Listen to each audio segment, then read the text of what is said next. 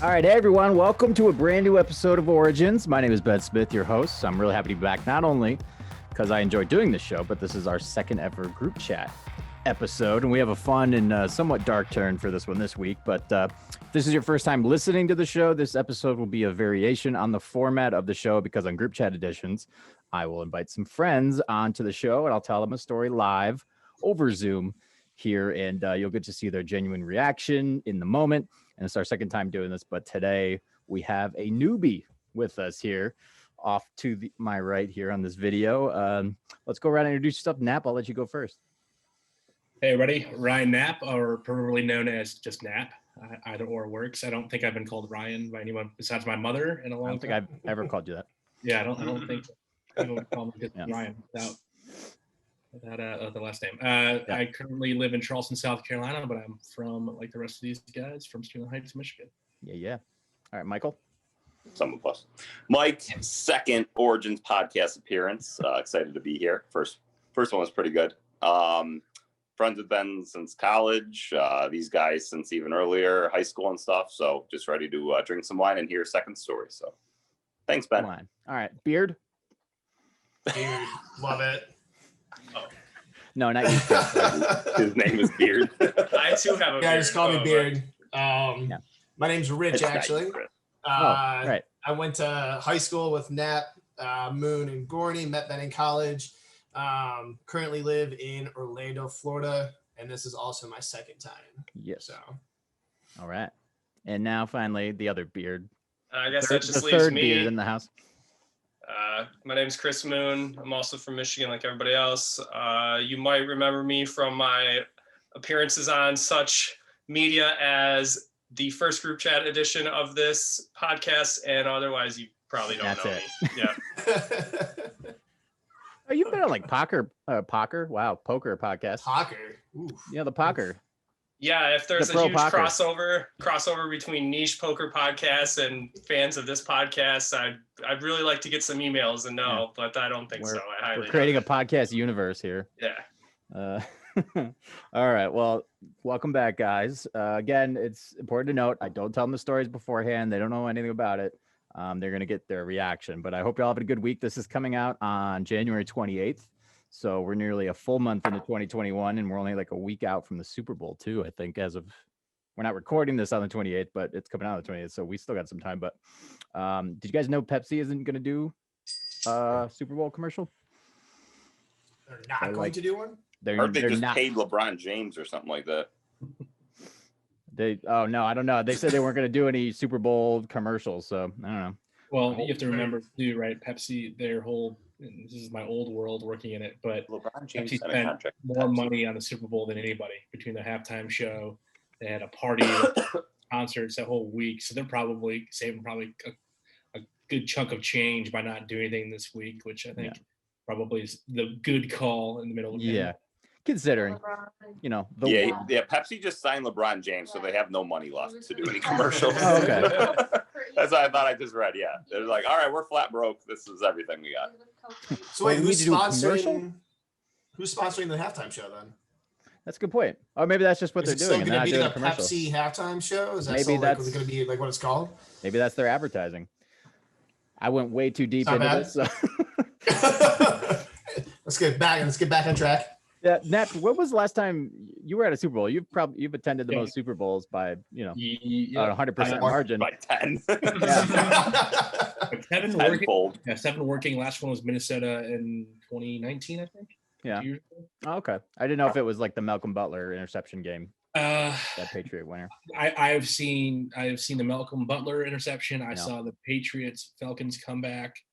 I've seen. I've seen the Patriots. You saw the Patriots. You saw the Patriots. And then Tom Brady. No, that's still the Patriots. That's still the Patriots. All right. And normally too, I like to point out like things that happened on this day that the shows are released. But the first thing on the list was that today's the day that the Challenger shuttle blew up. So I'm just gonna go ahead and skip that because that's not fun at all. Crazy painter named Jackson Pollock was born on the 28th, 1912, and then a singer-songwriter who really loves dogs and makes sure she'll always tell us that she'll remember us if we remember her, Sarah McLachlan. I think someone got ahead of me there. Jeez. Wow. Shell whispered it over Okay. here. Yeah. No, from the back. All right. So be sure to check out Origins Podcast on YouTube, where I post all the extra features, including the full-length version of this show. We're also on Instagram, where I post research notes and photos and all that stuff. You can find that at Origins Pod on Instagram. And if we are ready to do this, let's do it. This week, we've got weird-ass superstitions, adults in costumes launching T-shirts at children, and things get a little dark in between there, but let's start at the beginning. This is Origins Mascots. Okay, let's start here. Let's go around. I edit that part, so it's fine. Let's start here. Let's go around the room. Who is your go-to mascot, guys? I'll start with Moon because he's on my left here. Sparty, obviously. Oh, come on, yeah. Number one mascot of all time, probably. Most recognizable in America. Yeah. So I'd have to go with Sparty. Yeah. I do more push-ups than I can. And that's it. Rich? High standards. I don't know. That's tough for me. Like, I was a big baseball fan as a kid, so I think like the first one was Mr. Met. Was like the first one that I like really, liked. Just a giant baseball running around, and then obviously Paws from the Detroit Tigers. Oh yeah. My first autograph. Oh yeah. Mike, what do you got? The most memorable mascot was when Central beat MSU in 2010, was it? And it was like 2007. I think he took MSU a hot dog to the dome. We're gonna dress up a guy as a bag of chips to make fun of the Chippewas and march him out there. That was And then hilarious. they lost the game, so yeah. Although they get credit for a wonderful joke. Yeah, that was pretty I mean, funny. it's pretty great. It still sticks with me today, so Yeah. whatever they did really messed me up. Nap, what do you got? So one school in Michigan does not have a mascot. It's a Wolverine, which for good reason Right. they probably shouldn't have a live one. But Georgetown has Jack the Hoya, and his specialty is riding a skateboard in the middle of the arena playing one during basketball. So skateboarding bulldog, I think everyone can agree, is adorable. Yeah. And that is definitely my favorite mascot. Yeah, mine Fair is away. like the Georgia Bulldog that just has no Okay. fucking idea what's going on. He's just like, what? He gets trotted out in an air-conditioned doghouse. And Exactly. He's like, I don't want to go back, wherever he go back in wants, there. and then, yeah, hang out. Pretty rough. Well, according to the dictionary, a mascot is a person, animal, or object adopted by a group as a symbolic figure, especially to bring them good luck. So it was actually a French term called la mascotte, and was also a term used by gamblers at the time to describe like a good luck token of some kind, and is known to be a word that kind of attaches to something magical, and in some ways like witch or sorcerer can also mean. But again, it was mostly a term used to describe like a good luck object. And eventually that jumped to like animals being used for good luck, like live animals. And then, but the phrase and the idea of it didn't actually find its way to the States until about 1881, after a famous opera by the name of La Mascotte was put on in December of 1880 in Paris, France, and traveled to the Americas eventually. But this play was the whole idea of a mascot being born. And a spoiler alert for the 1880 opera La Mascotte, guys. I know you guys got tickets for next year. This opera, it was set in the 16th century Tuscany, which I've heard is the best years for Tuscany, from what I understand. But it was about a farmer named Rocco, and he always had the worst luck with his farm and couldn't seem to get anything to grow and go anything his way. So again, Rocco having these issues, Rocco's brother in this play, Antonio, sends a few workers to help out Rocco, but still can't turn his luck around until his brother Antonio sends a woman named Bettina, and Bettina has a letter with her explaining who she is. And what do you guys think that letter said? Was like a explanation. Any ideas?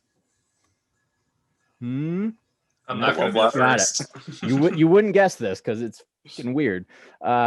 So it says that she is a mascot who mysteriously brings good fortune to her employers and everyone else whom she is connected. In this opera, beings such as Bettina were created by a benevolent God to counter the evil that stalks the world. As long as they remain pure, though, their power continues, but only a virgin can be a mascot. which is still the case to this day, I think. So many people took offense to that just now. I won't. So Did many I lose mascots all over the listeners? world. I think I lost listeners with that joke. I'm gonna cut that joke. Oh, We're gonna that's cut that. funny. It got a laugh. Who cares? Yeah, right. Yeah, Yeah, was it's funny. a joke. It's a joke. Also, a king comes to visit the farm eventually that this mascot has turned around. And the king takes this woman, and this king's luck turns around. He starts to dominate in battle and all that stuff. But eventually, instead of falling for the king and being with him, she falls for the prince and decides she wants to be with the prince. And the show literally ends with her getting busy with the prince. And then she loses her mascot abilities and powers. And immediately, it was very strange, like reading it out, that she announces after banging the prince that they are going to have twins, like right away. So she's all sorts So of just so I weird. understand right now, Yeah. a virgin witch is the reason we have Mr. Met and the Philly Fanatic. Correct. Okay, There's a good. few- We're on the same page. We're on the there's a same few page. Draw a Got it. direct line between A and B. We're I just want to make sure Sparty, skipping that's a how few Sparty centuries of became data, Sparty. but we'll get Got there. it. Got it. Yeah. And this opera kind of sounded like a real banger, to be honest. Like, sounds pretty interesting. but, Literally. oh, yeah. I didn't mean to make a joke, but hey. Oh my God, these All jokes right. today. But eventually, as I mentioned, the term found its way to the States when this opera began to travel. And eventually, as Americans do, we shorten words. And the version of mascot was used to describe good luck charms. So they condensed it down with local teams. And any ideas where you think the sport was where the first mascot showed up? What do you think back in the Football. 1880s? Where do you guys think? Figure skating. Ooh, Football. football? Baseball. 1880s golf. Moon wins. It was baseball. And these pieces of shit easy. here, in 1886, the Chicago White Stocking Baseball Club, they Oh no. they had, It was just a sock. it gets worse after this story, so don't worry. They had a young boy named Willie Hahn who was like 8 years old, and they just worked him all the time. He would be the first to run out onto the field for the entirety of the season, and so basically they would trot this kid out. He traveled with them, like he didn't get to spend much time with his family. Really took advantage of the kid. It wasn't great, and but by 1908, the Chicago Cubs got in on the fun, and they used a dead and taxidermied bear cub, as you know. So just kind of prancing that out on like a probably stick. doing one of those cool, like he's on a rock. He's like on a rock with a A fish in his rolling mouth. piece of wood. Yeah, You just roll it out. exactly. Oh man. And then 8 years later, in 1916, they'd use an actual live bear cub, and that was quickly nixed because it kept trying to like attack people cheering during these times. So go figure, that wouldn't work out. I hear they're quite friendly though. I don't think that's Bears? true. I don't think they are. Bears are violent Okay, because I- people train them to be violent. How many times do I have to tell No, you? No. That's right. That's right. Oh no, we're gonna turn there. The term for a human good luck charm, though, has now taken over in the States, and eventually, as most kind of like wholesome ideas of like, oh, you're my good luck charm. This story takes a bit of a turn into the absurd and kind of just awful. Baseball doesn't have a great track record, guys. I think, as we all know, of like rosters filled with some of the good people in the world. Especially in the earliest days in like the late 19th and early 20th century. And that was the case for this awful human being named John McGraw. He was the manager for the New York Giants baseball team. It was 1911, and old Johnny Boy, he was attending a county fair in St. Louis, Missouri, when a man in his 20s named Charlie Faust went and introduced himself to the Giants manager, who was a big fan. But Charlie was mentally disabled to a certain degree. And it's hard to track down any type of like documented medical information on him, but based on all the terms used to describe him, a lot of which I won't re-say or repeat here, but it's safe to say people knew he had a mental disability, especially John McGraw. So Charlie told McGraw this story of how he went to a fortune teller, and the fortune teller told him that he was going to be the reason in 1911 that the Giants were going to win a championship that upcoming year. So McGraw was superstitious. And he took Charles' word for it, and he gave him a tryout. But Charlie did not do well in the tryout. And what did McGraw do? Instead of Understandable. sending this kid on his way, McGraw decided he'd be much better off as a mascot than a player. And McGraw hired him to be with the team. The only problem is that he didn't tell Charlie he was now just the mascot. He told Charlie he was on the team. And yeah, they're awful. So this kid thought he was on the Giants baseball team.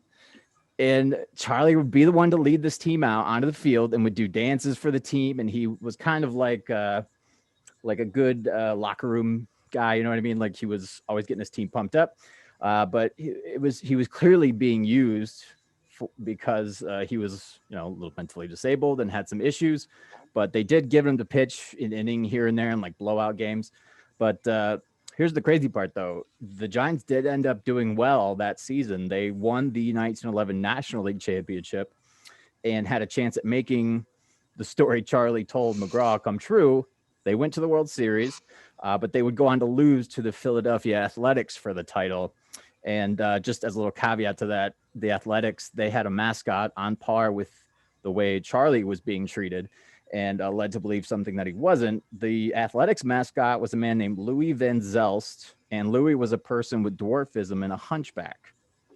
Yeah, they were awful. That rounds the story out there. Yeah. That definitely makes it. And they went on to win. And I mean, I know like the 19th century was kind of dark and full of awful people, but Jesus, what the fuck, guys? Yeah. It was just terrible. But in the 1912 season, they had Charlie come back. But again, Charlie was led to believe he was on the active roster. So he went into his coach's office and like demanded more playing time. And they're like, no. So they just, these monsters, they just released him. They just said, go away, and sent him on his way. And I laugh a little bit just because his story is so tragic. It's ridiculous. He moved to Seattle with his brother after he was let go by this team. And then he tried to walk from Seattle to Portland, where the team was playing in 1912, which is like 200 miles or so. And cops took him into custody while he was walking. And he died like 3 years later in a mental institution because they didn't know what to do with him or who he was. That's sad. And he told him he used to be a baseball player and nobody believed him. Exactly. And I'm going to meet up with my team again. Yeah. It got dark, but there are far too many like examples of shitty people being shitty at this time. So, but it does get better for the term mascot as we kind of rule. It does have a shitty beginning, but we get to some good stuff. Mascots eventually became a paid gig. They began avoiding the whole, taking advantage of people situation. And the first man to be paid as a mascot was a guy named Max Patkin. Have you guys ever heard of this guy? I feel like if you saw a picture, you'd probably recognize him, but he was known as the Clown Prince of Baseball. He was a mascot, or a baseball clown as he was known. And he spent 51 years being a mascot, kind of just going wherever people would hire him. He was originally a player, but he was injured in the minor leagues in like the 40s. And eventually he joined the Navy. And it was in the Navy that this guy's calling became a little clearer. Max was pitching for the Navy baseball team while he was stationed in Hawaii. And it was actually a Baseball Hall of Famer who was playing for the Air Force team, and obviously in the Air Force, that birthed the Clown Prince moniker for this guy. It was the man known for his 56-game hitting streak. Joe DiMaggio was the man who, in this game, homered off Patkin. And as a joke to his teammates and those in the crowd watching, Patkin decided to like throw his glove on the ground and chase down DiMaggio and try to like fake beat him up. And everyone was just dying, laughing, having a good old time.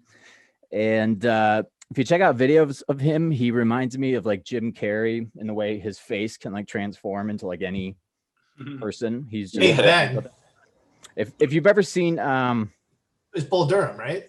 Bull Durham, yeah, exactly. Okay, sorry. Yeah. What you So said his name? the guy with the backwards hat, he's got like this. Yeah. I mean, yeah, clown, like this face that can make any strange look come to his face. It's crazy. But yeah, so he was the main guy, and I get that was my next part. He was in Bull Durham. He had like pitched a little bit in that movie, but I imagine if you guys saw a picture of him, you recognize him. But he was most well known for this trick he did when he was a mascot, where he would like use an air gun to launch balls into the air. He would like shoot it kind of out into the field and prove that it was actually, working. And every single time he'd shoot it up in the air, like past the lights, go like 200 feet. And every single time he would turn and like open up his absurdly large pocket on his pants and would catch the ball coming out of the air every single time. The one he shot up, just man. Yeah, just get him facing down five balls in the outfield, man. Yeah, and just every time would turn and nail it. There was there's some cool YouTube videos all attached to this episode, but Max Padkin is the guy to check out. But there was also a excellent docuseries. I don't know if you guys remember this on Hulu, but it was called Behind the Mask. They like followed around people who were mascots, and it looked like the highest paid mascots. Those were getting paid like buku bucks to do it, to like middle of the road guys, and kind of watching the struggle that they all went through. But if you guys could guess what the average salary is for a mascot, what do you think is like the average cost that today a mascot would make? 15. The pro level? All the leagues? Everything. 15,000. What's the average? I'm saying 75,000. No way. 15,000. It's 15? At every level? It's got to be borderline like a volunteer gig. No way. Yeah. Oh yeah. Oh my God, I got the over on all of them. What'd you say? Okay, so what's the highest so far? Can I put $1 more than 51,000 or something? Is that there's a point of pride in the mascot industry that I feel like those efforts would work for free. Dude, guys doing it in colleges for sponsors or for scholarships are making more money than that every year. I mean, $15K, no way. I feel like I'm way off now. I'm talking like everyone. Can I hear the answer? And then I'll tell a personal story. All right. Yeah. Okay. Personal story. Well, I want to do 50,001. I think the highest is 50,000. Mike, $1. I'll go anything under Knapp's 15K. Anything under $59,000. So Mike wants $1. Mike wants $1. So I think it's actually, Moon has it because it's just under 41,000 a year average. Okay. So the highest, it's about $20 an hour average. And then if you look at it, more than most people make. Do you need a college degree for that? Shoot, it's like the top. I looked at the top 1% of earners in this industry, and they make like 90 to 100 grand in a year. But like the bottom 12% make between like 12 and 20,000 doing this job. So a crazy amount for a pro mascot. Nat, they're so underpaid. What do you mean? Could be anybody. They're just sweating balls, and this was still at a time where like they didn't have like the cool like AC things going through it. I did it once at a basketball game in high school, and I thought I was gonna die in like the first quarter because it was so damn hot. And I don't think I'd ever been washed either. No. All right. So the year's 2008. I was an intern for the University of Michigan Athletic Department. Okay, and mind you, these interns, the tasks are, anything from, this is back in 2008. So the lights in the basketball arena, we would operate them, like move them around every game, to promotional, to passing out T-shirts, to anything in between. I got called in for Easter Sunday. So I went to Easter Sunday with my family and then drove back to Michigan. And I was working a men's baseball and a women's softball game. And normally for those, they're relatively easy lift. There's not a whole lot to go on, especially in baseball and softball. The crowds are pretty small. And I get there and my boss was like, hey, the Easter Bunny didn't show up today. So you fit the costume. So go ahead. And I was like, what? And I guess she had asked like 4 of the people and everyone else was like, no chance. I'm not doing that. I guess I looked like a sucker and it was very easy to pick me out. And they assumed that I would do it. And I did. And I put this costume on, and I'll have to send a picture. I had a little Easter bunny, and I had a little vest that did not really fit, and I had to go around. And they said you fit in it. That is what they said. It looked like this guy, I was a crazy man in this costume. If they gave you 90K, 100K a year, wouldn't you do that? Like no questions asked. I mean, I wasn't getting paid, so that's why I assumed most people were like me, interns. That's defending my answer though. Find a sucker who will do it for free. Happy to be there. And like that was, I feel like that's the most I've ever heard of like of like having to be qualified. It's like it kind of fits you, right? Yeah. Like that's how you qualify. There was no description. It wasn't like, hey, put this on. Here's what you can do. It's like, put it on. And like, I was going to know exactly. Oh, all right. Yeah. Here you go. I know what to do. I had no idea. Well, I imagine if story mirrors the original Mascots. We're like, pick that kid. He doesn't seem very bright. He'll probably do it for us. Give him the costume. Yeah. So there's a little bit of history still in the game. Yeah, but I imagine when you're at like the $100,000 a year stage, it has like air conditioning and like Wi-Fi in it. They got a budget. Yeah, they gotta have like those little cooling tubes that run through your body, and like all the superhero costumes and all that stuff. So I don't know. I imagine. Look what they can do with COVID masks, for crying out loud, you know? Oh yeah. All these little air filter pockets and streamlining all this crap in them. Well, they're in like a helmet, so I think they're safe. Minor league baseball, though, they don't pay. I had a buddy that he was working for the New Jersey Jackals, and they have a hot dog, ketchup, and a mustard race, and he was a mustard every game. He was a mustard.